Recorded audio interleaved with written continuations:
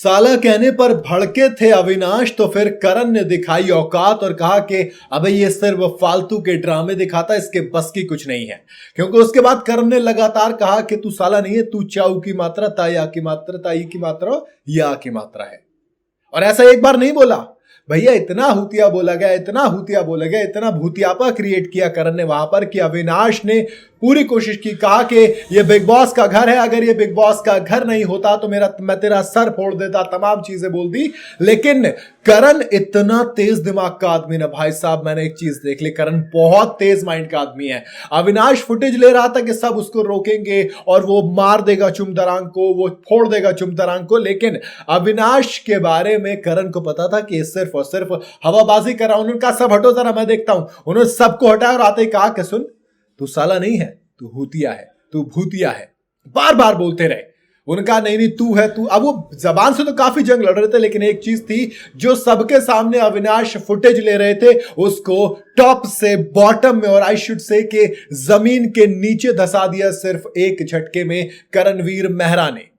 भाई आपको पता होगा जो टास्क हुआ था उसके अंदर यह था कि अगर बिग बॉस वाले जो कंटेस्टेंट हैं उनको राशन चाहिए तो किन्हीं दो बंदों को जेल के अंदर जाना पड़ेगा, या फिर दूसरा ऑप्शन यह था कि आप में से 10 लोग वोट करें और किसी एक कंटेस्टेंट को बेघर कर दें। अब ऐसे में रजत ने कहा देखो भाई, किसी को मिलकर बेघर करना तो सही नहीं होगा क्योंकि वो चीज गलत हो जाएगी, लेकिन हां 2 कंटेस्टेंट को जेल में डाल देते हैं। सब नाम लेते हैं यूनानिमसली, चाहत का नाम सबसे ज्यादा बार आता है, एक कंटेस्टेंट चाहत फिक्स हो जाती है, दूसरे होते हैं फिक्स अविनाश। लेकिन अविनाश क्लियर कर देते हैं कि नहीं मतलब नहीं। फिर अरफीन से लड़ाई शुरू होती है, फिर चुमदरांग से बहस होती है, चुमदरांग वो साला वाला बोल देती है और वो बार बार बोलती है हाँ तू है साला, तू है साला, बहुत इतनी बार बोलती है। अविनाश ऐसे थे जैसे भैया धुआं उठा देंगे, मार कुटाई कर देंगे, लड़ाई करके बीच में से 2 टुकड़े कर देंगे। वो होता ना बॉर्डर के सनी देओल बन गए थे पूरे के पूरे अविनाश मिश्रा।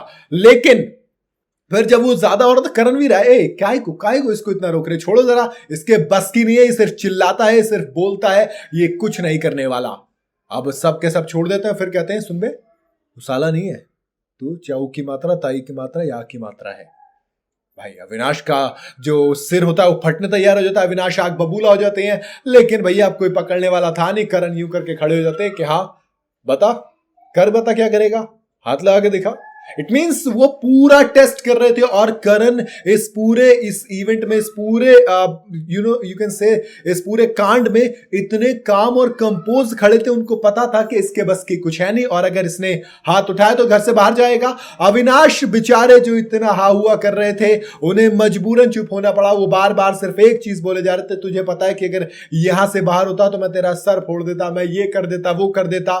भाई ना भैया, मेरी चाची की मूछें होती तो मैं उन्हें चाचा कहता, वही वाली चीज थी जो सिद्धू बोलते हैं हमेशा।